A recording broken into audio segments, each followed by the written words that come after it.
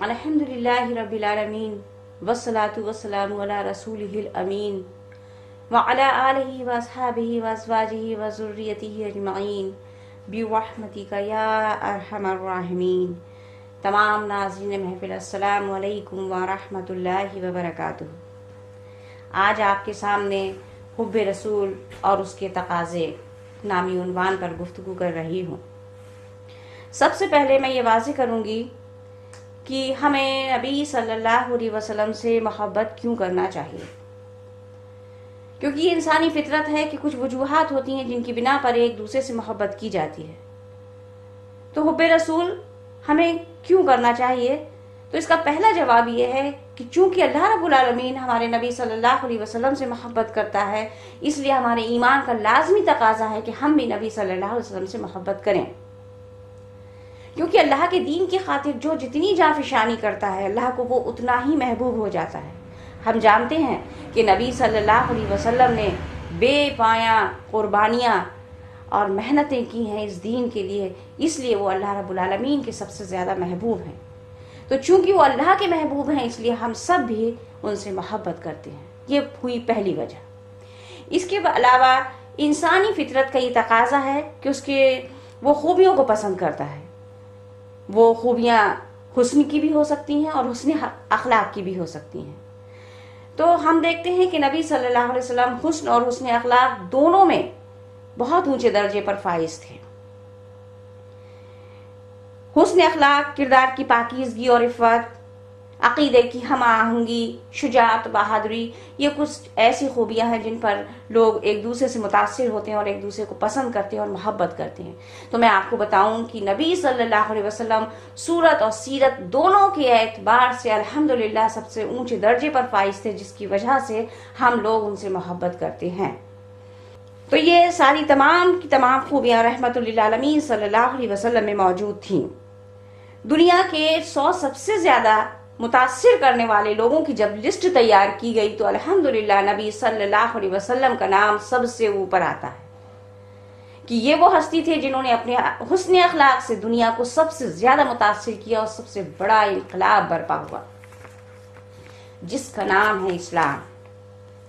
اور تیسری سب سے بڑی وجہ نبی صلی اللہ علیہ وسلم سے محبت کی یہ ہے کہ یہی وہ شخصیت ہیں، یہی وہ ہستی ہیں، یہی وہ اللہ رب العالمین کے محبوب ہیں جن کی وجہ سے ہمیں صراط مستقیم ملی، ہمیں ایمان کی دولت ملی، انہی کے ذریعے سے قیامت تک باقی رہنے والا معجزہ یعنی قرآن مجید ہمیں ملا، جس میں دنیا اور آخرت دونوں جہانوں کی کامیابیوں کے راز پنہاں ہیں۔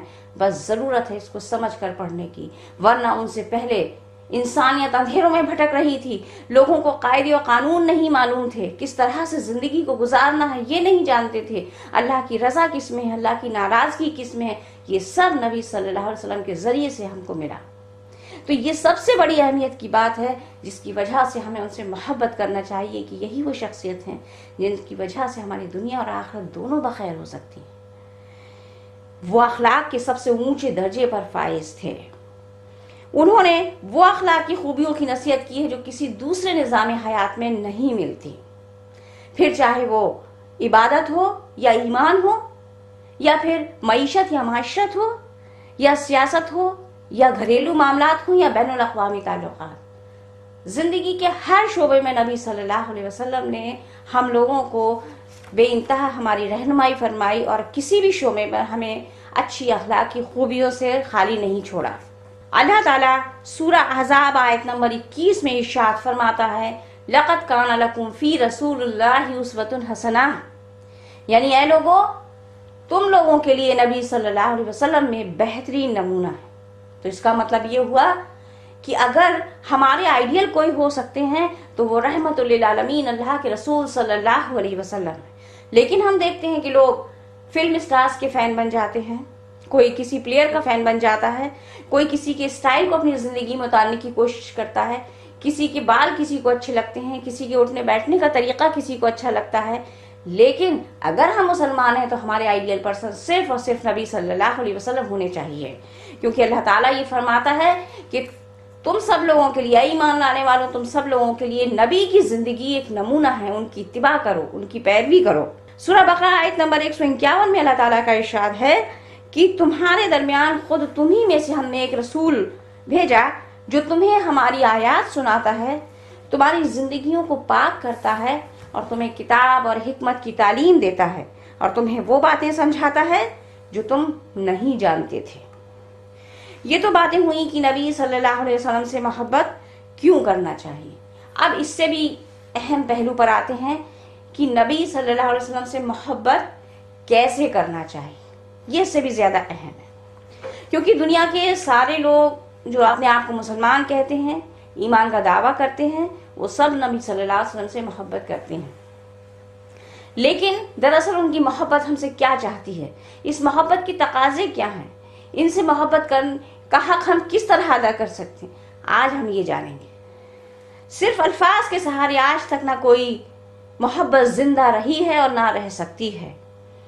روح اور عمل سے خالی الفاظ کوئی قیمت نہیں رکھتے۔ آئیے اب دیکھتے ہیں کہ نبی صلی اللہ علیہ وسلم کے چہیتے یعنی کہ صحابہ اکرام نبی صلی اللہ علیہ وسلم کو کس طرح چاہتے تھے۔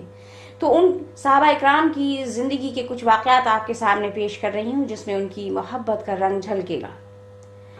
حضرت ابو بکر صدیق رضی اللہ تعالیٰ عنہ کے بارے میں نبی صلی اللہ علیہ وسلم یہ کہتے تھے کہ میرے امتیوں میں سے ابو بکر وہ انسان ہیں کہ جن کا ایمان اگر ایک پلڑے پر رکھ دیا جائے اور دوسرے پلڑے پر دنیا کے تمام مسلمانوں کا ایمان رکھا جائے تو ابو بکر کا پلڑا جھک جائے گا، یعنی اتنی اہمیت دی اور ان کو جیتے جی جنتی ہونے کی بشارت دی۔ وہ نبی صلی اللہ علیہ وسلم سے کس طرح محبت کیا کرتے تھے یہ دیکھتے ہیں۔ جس وقت نبی صلی اللہ علیہ وسلم نے ایمان کی دعوت دی تو یہ وہ شخصیت تھے حضرت ابو بکر رضی اللہ تعالیٰ عنہ، وہ شخصیت تھے کہ جیسے ہی ایمان کی آواز ان کے کانوں میں پڑی اور انہوں نے فوراً اس پر لبیک کہا، بغیر کسی ہیل حجت کے، بغیر کسی دلیل کو مانگے ہوئے نبی صلی اللہ علیہ وسلم کی بات پر یقین کیا اور مسلمان ہونے والے پہلے مرد کا شرف حاصل کیا۔ یہ تھے وہ حضرت ابو بکر صدیق رضی اللہ تعالیٰ عنہ۔ اب جس وقت ایمان قبول کرتے ہیں، کعبے کے پاس جا کر اعلان کر دیتے ہیں تو جتنے بھی مخالف لوگ تھے سب ان کے اوپر ٹوٹ پڑتے ہیں اور اتنا مارتے ہیں کہ بے ہوش ہو جاتے ہیں اور گھر والے ان کو لاش سمجھ کر گھر لے آتے ہیں، مردہ سمجھ کر گھر لے آتے ہیں، لیکن جب گھر آتے ہیں تو معلوم ہوتا ہے کہ وہ زندہ ہیں اور ہونٹوں پر ہلکی سی جنبش ہوتی ہے۔ جب ہوش آتا ہے تو وہ نبی صلی اللہ علیہ وسلم کا نام پکارتے ہیں۔ گھر والوں کو اور غصہ آتا ہے کہ اتنی بری طرح لوگوں نے پیٹا، اس کے باوجود بھی آج انہی کا نام لے رہے ہیں جن کی وجہ سے یہ حالت ہوئی، لیکن ضد پکڑ جاتے ہیں کہ جب تک نبی صلی اللہ علیہ وسلم کو نہیں دیکھ لیں گے تب تک کچھ کھائیں گے پیئیں گے نہیں۔ مجبور ہو کر گھر والے نبی صلی اللہ علیہ وسلم تک لے جاتے ہیں۔ جب رخسار مبارک پر نگاہ پڑتی ہے تب سکون آتا ہے اور تب ان کی حالت میں سدھار آتا ہے۔ تو اس وقت انہوں نے یہ ثابت کر دیا کہ جب رسول سے محبت کی جاتی ہے تو اپنے غم، دکھ، درد، اپنی چوٹیں سب کچھ ہیچ نظر آتی ہیں اللہ کے رسول کی محبت کے آگے۔ اس کے آگے کا واقعہ اور سنیے کہ جب معراج واقع ہوتی ہے اور ابو جہل حضرت ابو بکر صدیق رضی اللہ تعالیٰ عنہ کے گھر جاتا ہے اور کہتا ہے کہ لو اب تو تمہارے صاحب یہ کہہ رہے ہیں کہ راتوں رات ساتوں آسمان کی سیر کر کے اللہ تعالیٰ سے ملاقات کر کے آ گئے اور دوزخ اور جنت کے بھی نظارے کیے، کیا اس بات پر یقین کرتے ہو؟ ابھی تک حضرت ابو بکر رضی اللہ تعالیٰ عنہ کی ملاقات نبی صلی اللہ علیہ وسلم سے نہیں ہوئی تھی، اس روز انہیں یہ واقعہ نہیں معلوم تھا، لیکن جب اس واقعے کو نبی صلی اللہ علیہ وسلم کا نام لے کر کہا گیا تو انہوں نے فوراً کہا کہ اگر یہ بات میرے نبی نے کہی ہے تو میں بالکل اس کی تصدیق کرتا ہوں کہ یہ سچی ہوگی۔ تو یہ تھی وہ محبت کہ جب جو بات نبی کے ذریعے سے ہم تک پہنچتی ہے اس پر بے چوں چرا اس پر ایمان لے آنا، اس کی اطاعت کر لینا، یہ تھا محبت کرنا۔ غار ثور میں جاتے ہیں، جب دشمن پیچھے آ رہے ہوتے ہیں اور غار ثور پر پہنچتے ہیں تو وہ غار ثور کوئی صاف ستھری جگہ تو تھی نہیں، پہلے خود اترتے ہیں اور اس کی صفائی کرتے ہیں، اپنے کپڑے پھاڑ پھاڑ کر اس کے سوراخ کو بند کرتے ہیں۔ جب وہ تھوڑی صاف ستھری ہو جاتی ہے پھر نبی صلی اللہ علیہ وسلم سے کہتے ہیں کہ آپ تشریف لے آئیے۔ نبی صلی اللہ علیہ وسلم تشریف لاتے ہیں اور حضرت ابو بکر صدیق رضی اللہ تعالیٰ عنہ سے ٹک کر لیٹ جاتے ہیں اور ان کی آنکھ لگ جاتی ہے۔ اتنے میں ہی ان کو دکھائی دیتا ہے، ابو بکر صدیق رضی اللہ تعالیٰ عنہ کو دکھائی دیتا ہے کہ ایک سوراخ کھلا رہ گیا ہے۔ ان کو ڈر لگتا ہے کہیں اس میں کوئی کیڑا مکوڑا نہ ہو، تو وہ اپنا پیر پھیلا کر پیر کا انگوٹھا اس سوراخ پر لگا لیتے ہیں۔ اس سوراخ میں سانپ رہتا تھا جو ان کو بار بار ڈستا ہے، لیکن نبی صلی اللہ علیہ وسلم کو تکلیف نہ ہو، ان کو جنبش تک نہ ہو پائے، اس لیے چپ چاپ اس کو برداشت کرتے رہتے ہیں، آنکھوں سے آنسو جاری ہو جاتے ہیں۔ وہ آنسو نبی صلی اللہ علیہ وسلم کی رخسار مبارک پر ٹپکتے ہیں، ان کی آنکھ کھلتی ہے اور دیکھتے ہیں کہ یہ کیا ماجرا ہے۔ تو یہاں انہوں نے یہ ثابت کر دیا کہ اپنی جان، جب نبی سے محبت کی جاتی ہے تو اپنی جان کی پرواہ کیے بغیر نبی کی جان کی کتنی اہمیت سمجھی جاتی ہے۔ تو یہ سارے رنگ جو محبت کے تھے حضرت ابو بکر صدیق رضی اللہ تعالیٰ عنہ کے، ان کا ایک اور واقعہ مشہور ہے کہ غار ثور سے نکلنے کے بعد مدینے کی طرف روانگی ہوتی ہے تو آپ کبھی ان کے آگے اور کبھی پیچھے چلتے ہیں۔ تو نبی صلی اللہ علیہ وسلم پوچھتے ہیں کہ اے ابو بکر یہ کیا کرتے ہو، کبھی میرے پیچھے اور کبھی میرے آگے چل رہے ہو؟ تو وہ کہتے ہیں یا رسول اللہ، جس وقت مجھے خطرہ ہوتا ہے کہ کوئی پیچھے سے نہ آ جائے تو میں آپ کے پیچھے چلنے لگتا ہوں، اور جب لگتا ہے کہ کوئی ایک دم اچانک آگے سے حملہ نہ کر دے تو میں آپ کے آگے چلنے لگتا ہوں۔ یہاں انہوں نے یہ ثابت کر دیا کہ جب نبی سے محبت کی جاتی ہے تو نبی کی حفاظت کے لیے اپنی جان کو کس طرح داؤں پہ لگا دیا جاتا ہے۔ یہ تھے اس ہستی کی محبت کے رنگ جن کو جیتے جیت خود نبی صلی اللہ علیہ وسلم نے جنتی ہونے کی بشارت دی۔ دوسرے صحابی کا واقعہ سنیے۔ حضرت بلال رضی اللہ تعالیٰ عنہ جب ایمان لاتے ہیں، چونکہ وہ غلام تھے، انہیں بہت ستایا جاتا ہے، مارا اور پیٹا جاتا ہے، تپتی ہوئی ریت پر لٹایا جاتا ہے، اور بدماش لڑکے ان کو گلیوں میں گھماتے پھرتے ہیں، ان کے گلے میں رسی باندھ کر گھسیٹ رہے ہیں۔ ان سے کہا جاتا ہے کہ جو کلمہ تم نے پڑھ لیا ہے، جس شخص کا تم ساتھ دے رہے ہو اس کا ساتھ دینا چھوڑ دو، تمہارے اوپر جو ظلم و ستم ہو رہا ہے یہ روک دیا جائے گا۔ لیکن قربان جائیں ان صحابہ اکرام کے ایمان پر، ہر طرح کی مصیبت پریشانی اٹھانا ان کو قبول ہے، لیکن نبی صلی اللہ علیہ وسلم کا ساتھ چھوڑنا انہیں قبول نہیں ہے۔ وہ احد احد احد احد کہتے جاتے ہیں اور بدماش لڑکے ان کے اوپر ظلم و ستم کرتے چلے جاتے ہیں۔ یہ تھے محبت کے رنگ۔ اسی طرح خباب رضی اللہ تعالیٰ عنہ جو ایک یہودی عورت کے غلام تھے جس کا نام تھا ام انمار، بڑی ظالم عورت تھی۔ جب اس کو پتہ چلتا ہے کہ حضرت خباب رضی اللہ تعالیٰ ایمان لے آئے تو اپنی جلن اور بھڑاس نکالنے کے لیے تہکتے ہوئے انگاروں پر کرتا اتروا کر ان کو لٹلواتی ہے اور اوپر سے پتھر رکھوا دیتی ہے کہ وہ ہل ڈل بھی نہ سکیں۔ قربان جانے والا ایمان تھا ان صحابہ اکرام کا۔ یہ سب نبی صلی اللہ علیہ وسلم سے محبت کا حق ادا کر رہے تھے۔ حضرت عاصم رضی اللہ تعالیٰ عنہ، ان کو ایک بار ظالم پکڑ لیتے ہیں اور سولی پر لٹکانے سے پہلے پوچھتے ہیں کہ بتاؤ اگر تمہاری جگہ محمد کو لٹکا دیا جائے صلی اللہ علیہ وسلم تو بتاؤ تو تم کیا چاہتے ہو؟ تو انہوں نے جواب دیا کہ انہیں لٹکانا، انہیں پریشان کرنا تو بہت دور کی بات، میں تو یہ بھی نہیں چاہتا کہ ان کے ناخن تک میں درد ہو۔ یہ سن کر ظالم کو اور غصہ آتا ہے اور وہ ان کے جسم کے ٹکڑے ٹکڑے کر دیتے ہیں۔ حضرت سمیہ رضی اللہ تعالیٰ عنہ جو ایک بوڑھی خاتون تھیں، ابو جہل کے گھر کام کرتی تھیں، جب ابو جہل کو یہ پتہ چلتا ہے کہ یہ بوڑھی عورت ایمان لے آئی، وہ ان کے اوپر ظلم و ستم کرتا ہے، مارتا اور پیٹتا ہے، اور ایک بار ایسا برچھا کھینچ کر مارتا ہے کہ وہ شہید ہو جاتی ہیں اور اسلام کی خاطر جان دینے والی پہلی عورت کا شرف حاصل کرتی ہیں۔ اب ان واقعات کو اپنے سامنے رکھیے اور ٹھنڈے دل سے یہ سوچئے کہ یہ سب کچھ کیا ہو رہا تھا، آخر کیوں یہ لوگ اپنے جان اور مال کی قربانیوں کو پیش کر رہے تھے، ہر خطرے کو مول لینے کے لیے تیار تھے۔ کیا یہ کوئی کھیل تماشا ہو رہا تھا، یا کوئی پالیٹکس اس کے پیچھے کام کر رہی تھی، یا کوئی دنیاوی فائدہ ان کو مقصود تھا؟ نہیں، یہ سب نبی صلی اللہ علیہ وسلم سے محبت کا حق ادا کر رہے تھے۔ نبی صلی اللہ علیہ وسلم جو دین لے کر آئے تھے اس کو برحق ثابت کر رہے تھے۔ دراصل حبے رسول بے چوں چرا اطاعت کا نام ہے۔ نبی صلی اللہ علیہ وسلم سے محبت کیے بغیر تو ہمارا ایمان ہی مکمل نہیں ہو سکتا، اور محبت بھی کیسی؟ ایک بار حضرت عمر رضی اللہ تعالیٰ عنہ نے نبی صلی اللہ علیہ وسلم سے کہا کہ یا رسول اللہ، میں آپ کو دنیا کی ہر شے سے زیادہ محبت کرتا ہوں بجز اپنی جان کے۔ تو نبی صلی اللہ علیہ وسلم نے کہا اے عمر، جب تک تم اپنے ماں باپ، دنیا کی ہر شے اور اپنی جان سے بھی زیادہ مجھ سے محبت نہیں کرنے لگو گے تب تک تمہارا ایمان مکمل نہیں ہو سکتا۔ اس پر حضرت عمر رضی اللہ تعالیٰ نے کہا کہ یا رسول اللہ، اب میں آپ کو اپنی جان سے بھی زیادہ محبوب رکھتا ہوں۔ تو اس حدیث سے، اس واقعے سے یہ معلوم ہوا کہ دنیا کی ہر شے، نظام، کسی بھی نظام حیات کی کوئی کتنی بھی اچھی لگنے والی بات، کیسا بھی پہناوا ہو، کیسا بھی دھن دولت روپیہ پیسہ ملنے کا امکان ہو، یا کسی بھی شخص کی کوئی بات اگر نبی صلی اللہ علیہ وسلم کی بات سے ٹکراتی ہے تو ہم اس کو بے کھٹکے اس کو ختم کر دیں گے، اس سے ناطہ توڑ دیں گے۔ ایک صحابی عبد الرحمن رضی اللہ تعالیٰ عنہ کے بارے میں آیا ہے کہ ایک مرتبہ وہ نبی صلی اللہ علیہ وسلم کی محفل میں تشریف فرما تھے۔ نبی صلی اللہ علیہ وسلم نے ان کو مخاطب کر کے کہا کہ آپ اٹھیں اور چین تبلیغ کے لیے روانہ ہو جائیں، اسلام کی تبلیغ کے لیے آپ چلے جائیں۔ تو اب آپ یہ دیکھیے کہ وہ صحابی وہیں سے اٹھے اور فوراً چین کے لیے روانہ ہو گئے، یہ بھی نہ پوچھا کہ میرے جانے کا کیا انتظام ہوگا، میرے لیے کیا سواری ہے، میں کہاں ٹھہروں گا، کتنے دن رہنا ہے، میرے ٹھہرنے کا انتظام کیا ہوگا، کچھ نہیں، اٹھے اور چین کی طرف روانہ ہو گئے۔ یہ تھی بے چوں چرا اطاعت۔ ایک اور صحابی، ایک بار نبی صلی اللہ علیہ وسلم مسجد نبوی میں خطبہ دے رہے تھے تو کچھ لوگ کھڑے ہوئے تھے، نبی صلی اللہ علیہ وسلم نے کہا کہ بیٹھ جاؤ۔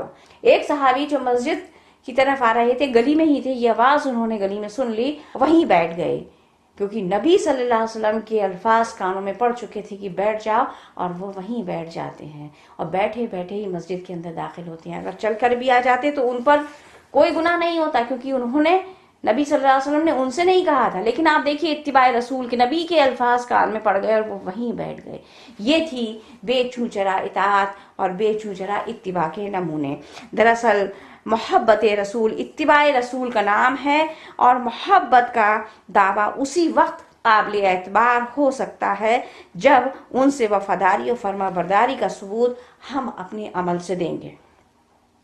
اللہ نے فرمایا سورہ حشر آیت نمبر 7 میں کہ اے ایمان لانے والو، جو رسول تمہیں دیں اسے لے لو، اور جس چیز سے رسول تمہیں روکیں اس سے رک جاؤ۔ اس کا مطلب یہ کہ ہماری زندگی جینے کے لیے جو راستے، جو باتیں، جو کھانے، جو پہناوے، جو بھی طریقہ وہ تمہارے لیے مقرر کریں وہ تمہارے لیے حلال ہے، فائدے مند ہے، اور جن راستوں سے، جن باتوں سے، جن عقیدوں سے، جن کھانوں سے، جن پہناووں سے، جن طور طریقوں سے وہ تمہیں منع کریں وہ تمہارے لیے زہر ہے، مضر ہے، نقصان دہ ہے، اس سے ہمیشہ ہمیشہ کے لیے بچ جاؤ۔ یعنی نبی جو حلال کرے وہ حلال ہے، اور نبی جس چیز سے روکے وہ تمہارے لیے حرام ہے۔ ارشاد باری تعالیٰ ہے سورہ نور آیت نمبر 54 میں کہ اس کی اطاعت کرو گے تو خود ہی فلاح پاؤ گے، ورنہ رسول کے اوپر اس سے بڑھ کر کوئی ذمہ داری نہیں کہ وہ بات کو صاف صاف پہنچا دے۔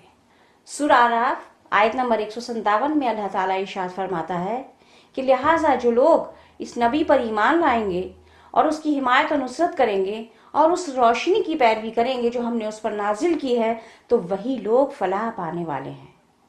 تو اس آیت کو پڑھنے کے بعد معلوم ہوتا ہے کہ مانو اللہ تعالیٰ شرط لگا رہا ہو کہ اگر کامیاب ہونا چاہتے ہو تو پہلے میرے نبی کی حمایت اور نصرت کر کے آؤ اور قرآن کی پیروی کر کے آؤ۔ تو یہ اب ہم جانیں کہ نبی کی حمایت اور نصرت کیا ہوتی ہے۔ صحابہ اکرام کی زندگیاں دیکھتے ہیں تو انہوں نے اپنی زندگی میں نبی صلی اللہ علیہ وسلم کے سامنے ان سے حمایت و نصرت کا، ان سے محبت کا، ان کی تعظیم و توقیر کا حق ادا کر دیا، لیکن اب اس زمانے میں ہم ان سے حمایت و نصرت کیسے کر سکتے ہیں، ان کی مدد کیسے کر سکتے ہیں؟ تو دراصل اس کا جواب یہ ہے کہ آج کے دور میں نبی صلی اللہ علیہ وسلم سے محبت کا حق ہم ان کے دین کے ساتھ محبت کر کے ادا کر سکتے ہیں، یعنی ان کی دین کی حمایت اور نصرت کے لیے اٹھیں، اس کے فروغ اور اس کی ترقی اور اس کے قائم کرنے کے لیے اٹھیں۔ اب یہی نبی صلی اللہ علیہ وسلم کی حمایت اور یہی ان سے محبت ہے۔ اب ہم دیکھیں کہ نبی صلی اللہ علیہ وسلم سے حمایت اور نصرت کا حق ہم کس طرح ادا کر سکتے ہیں، تو اس کا جواب یہ ہے کہ ان کے دین سے محبت کرنا ہی ان سے محبت ہے، ان کے دین کی حمایت کرنا ہی اب نبی صلی اللہ علیہ وسلم سے حمایت کرنا ہے، اور ان کے لائے ہوئے نظام حیات کو برحق جاننا، اس کے رولز ریگولیشنز کو صحیح سمجھنا، اپنے حق میں سمجھنا، پہلے خود عمل پیرو ہونا اور پھر پوری دنیا کو اس نظام حق کی دعوت دینا۔ اب یہی ان سے حمایت اور نصرت ہے، یہی ان کے دین کی حمایت اور نصرت ہے۔ لیکن جب ہم مسلمانی معاشرے کی طرف نگاہ ڈالتے ہیں تو تصویر بہت دردناک اور سوزناک نظر آتی ہے کہ ایک تو وہ لوگ تھے جنہوں نے اپنی جان اور مال کی پرواہ نہیں کی نبی صلی اللہ علیہ وسلم سے حمایت اور نصرت کرنے میں، لیکن آج ہم مسلمان دیکھیے ان کے دین کے ساتھ کیا رویہ اپنائے ہوئے ہیں۔ ہم دیکھتے ہیں کہ مسلمان ہیں اور شراب پی رہے ہیں، مسلمان ہیں اور زنا کر رہے ہیں، مسلمان ہیں اور جوا کھیل رہے ہیں، مسلمان ہیں اور سود کھا رہے ہیں، مسلمان ہیں اور نمازیں چھوڑ رہے ہیں، مسلمان ہیں اور بے حیا پھر رہی ہیں، مسلمان ہیں اور غیر مہذبانہ لباس پہنے ہوئے گھوم رہی ہیں۔ کیا یہی سارے رنگ، کیا زندگی کے یہ طور طریقے نبی صلی اللہ علیہ وسلم کے دین سے حمایت اور نصرت کو ثابت کر رہے ہیں؟ اگر یہ حمایت اور نصرت ہے تو پھر باقی کس کو کہتے ہیں؟ یہ تو دراصل بغاوت ہے نبی صلی اللہ علیہ وسلم کے دین سے، کیونکہ جن کاموں کو نبی صلی اللہ علیہ وسلم نے اعلانیہ منع فرمایا ہے، مسلمان ہو کر لوگ کھلم کھلا ان کاموں کو کر رہے ہیں۔ اس کے بارے میں اللہ تعالیٰ نے بڑی سخت وعید فرمائی ہے۔ سورہ نور آیت نمبر 64 میں اللہ تعالیٰ کا ارشاد ہے کہ رسول کی نافرمانی کرنے والوں کو ڈرنا چاہیے کہ کہیں وہ کسی فتنے میں مبتلا نہ ہو جائے یا کوئی دردناک عذاب ان کو نہ آ لے۔ جن فتنوں اور عذابوں کے بارے میں اس آیت میں کہا جا رہا ہے، کیا آج امت مسلمہ ان عذابوں میں گھری ہوئی نہیں ہے؟ وجہ نبی صلی اللہ علیہ وسلم کی نافرمانی۔ ایک حدیث اس کے متعلق ہے کہ جو قوم اپنی کتاب اور نبی کی سنت کو پسے پشت ڈال دیتی ہے تو اس پر جابر اور ظالم بادشاہ مسلط کر دیے جاتے ہیں جو ان کو ستاتے اور پریشان کرتے رہے۔ کیا آج یہی حالات پیدا نہیں ہو گئی؟ آج پوری دنیا میں جابر اور ظالم بادشاہ سب کے سروں پر مسلط نہیں ہے؟ کیا آج ہم نے قرآن کی تعلیمات کو پسے پشت نہیں ڈال دیا ہے؟ کیا آج ہمیں نبی صلی اللہ علیہ وسلم کی سنتوں سے دوریاں ہم نے اختیار نہیں کر لی ہیں؟ کیا آج ہم پردے جیسی رحمت کو زحمت نہیں سمجھ رہے؟ کیا آج ہم نے غیر اسلامی سماجوں کی نقالی اپنی زندگی میں شروع نہیں کر دیے؟ تو پھر وہی تو نتائج آئے جو کہ آنا چاہیے تھے اس حدیث کے مطابق، کہ جو قوم اپنی کتاب اور سنت کو پسے پشت ڈال دیتی ہے تو جابر اور ظالم بادشاہ اس پر مسلط کر دیے جاتے ہیں اور پستی اور ذلت ان کی قسمت بنا دی جاتی ہے۔ کیا یہی معاملہ آج ہمارے ساتھ نہیں ہو رہا ہے؟ آج مسلمان اسی پستی کی کھائی میں گرے ہوئے ہیں۔ اگر ان سب چیزوں پر ہم غور کریں تو ہم پاتے ہیں کہ غیروں کے ساتھ ساتھ ہماری کمیاں بھی بہت ہے۔ وجہ وہی نبی صلی اللہ علیہ وسلم کی نافرمانی۔ ہم نے بھی نبی صلی اللہ علیہ وسلم کی نافرمانی کر کے عذاب مول لے لیا ہے، اس فتنے میں ہم بھی گرفتار ہو گئے جو سورہ نور آیت نمبر 64 میں ہم کو بتائی گئی تھی۔ ورنہ اللہ تعالیٰ نے تو مسلمانوں سے بڑے بہترین وعدے کیے تھے۔ سورہ نور میں اللہ تعالیٰ فرماتا ہے کہ وہ لوگ جو ایمان لائیں گے اور نیک عمل کریں گے، وہ لوگ جو ایمان لائیں گے اور نیک عمل کریں گے تو اللہ تعالیٰ ان کو خلیفہ بنائے گا اس طرح جیسے کہ ان سے پہلے لوگوں کو بنا چکا ہے، اور ان کے دین کو مضبوط قلعوں میں قائم کرے گا جیسا کہ وہ پسند کرتا ہے، اور ان کی حالت خوف کو امن میں تبدیل کر دے گا۔ لیکن ہم یہاں معاملہ تو بالکل برعکس پا رہے ہیں، خوف ہی خوف ہے۔ چاروں طرف آج امت مسلمہ خوف زدہ ہے، اس کو ڈرایا اور پریشان کیا جا رہا ہے۔ سارے برے القاب اس کے لیے ہیں، جاہل تو مسلمان، غریب تو مسلمان، آتنکوادی تو مسلمان، ایسے القاب سے آج امت مسلمہ دوچار ہو رہی ہے، اور جو وقار اور عزت اسے ملی ہوئی تھی آج وہ دنیا کی پستی کی کھائیوں میں غوطے کھا رہی ہے۔ آج ہم دنیا میں 160 کروڑ ہیں اور اس کے باوجود بھی پستی کا یہ عالم۔ تو معلوم ہوا کہ شرط تو ایمان اور عمل والے تھی، تعداد نہیں تھی۔ آج ہم تعداد میں ضرور اتنے زیادہ ہیں، لیکن چونکہ ہمارے ایمان اور عمل صالح ابھی اس قابل نہیں ہے کہ ہمیں خلافت عرضی بخشی جائے۔ بہت ضرورت ہے اپنے ایمان اور اپنے عمل پر نظر ثانی کرنے کی کہ یہ کیا وجہ ہے کہ قرآن، رسول اللہ صلی اللہ علیہ وسلم جیسے لیڈر اور دنیا کی سب سے بہترین کتاب قرآن اور پوری دنیا کا چلانے والے مالک اور خالق کو اپنا رب ماننے والے لوگ اتنی پستی پہ آ کر گرے۔ دراصل ان لوگوں کی کوئی غلطی نہیں ہے، دراصل غلطی ہمارے اپنے عمل کی ہے کہ ہم نے وہ نیک عمل چھوڑ دیے جن کی وجہ سے دنیا میں ہمیں عزت اور وقار حاصل ہوا تھا۔ ضرورت ہے اپنے اعمال کو جانچنے کی، پرکھنے کی۔ جس کو حاکم ہونا تھا وہ محکوم ہو گیا، جس کو غالب ہونا تھا وہ مغلوب بن کر رہ گیا۔ کیا یہی محبت ہے؟ کیا ہماری محبتوں کے دعوے جھوٹے نہیں ہیں؟ کیا محبت یہی ہے کہ صرف زبان سے کچھ نذرانے گا دیے جائیں، کچھ شعر پڑھ دیے جائیں، کھڑے ہو کر سلام پڑھ دیا جائے یا جلوس نکال دیا جائے یا 12ویں شریف میں کھیر اور گوشت بنا لیا جائے؟ کیا یہی محبت کے تقاضے ہیں؟ چاہے اپنی زندگی میں نبی صلی اللہ علیہ وسلم کی محبت کی کوئی جھلک نہ ہو، ان کے اخلاق کی کوئی جھمک نہ ہو، اتباع رسول کا کوئی جذبہ نہ ہو، ان کی لائی ہوئی کتاب کو اپنے لیے نظام حیات کی حیثیت سے ہم مانتے ہی نہ ہوں، زندگی کے ہر مسئلے کا حل جس کتاب میں موجود ہے اس کتاب سے ہم کوئی سبق نہ لیتے ہوں، کیا یہی محبت ہے؟ اگر یہ سب محبت ہے تو پھر توہین محبت کیا ہے؟ محبت عملی ثبوت مانگتی ہے جو کہ صحابہ اکرام نے پیش کیا۔